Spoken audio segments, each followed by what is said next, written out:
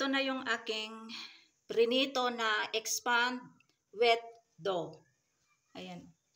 Mainit-init pa, kaya masarap ito pang pang breakfast o kaya pang merienda.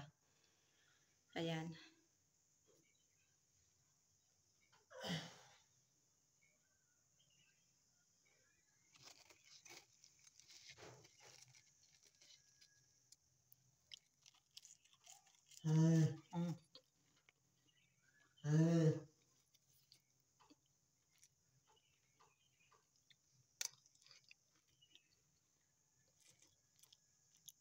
Ang init.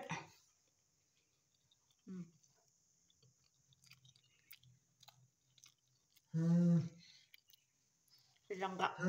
Yung saw niya.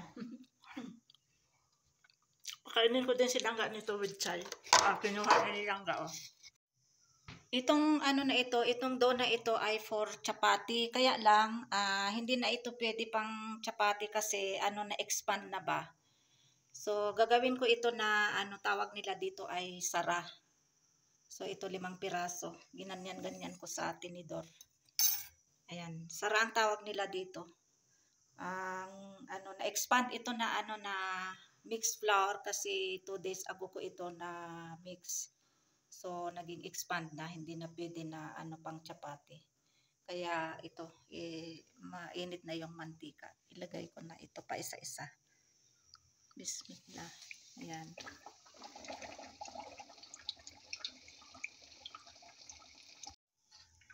Luto na ang isa.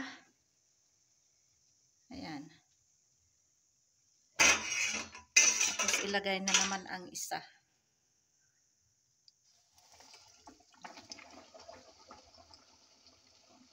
Meron pang 3.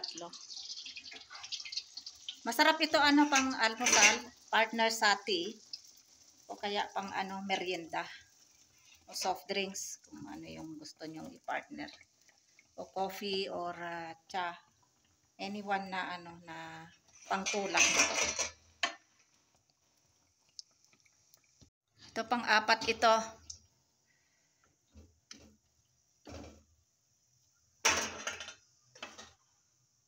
At saka ito na yung last.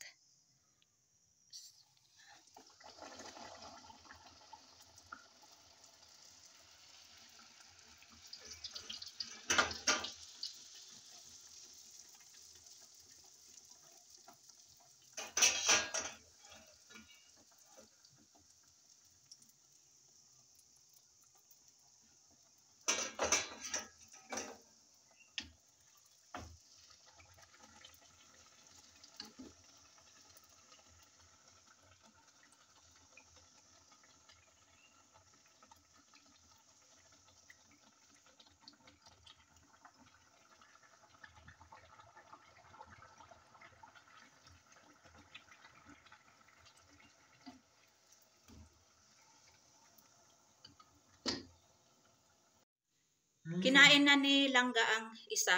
So, tigi-isa kami nito. Isa kay Fahad, isa kay Lakay, isa kay si Langga kinain na niya. Ayan, kumakain pa siya. Si Fatma at saka ako.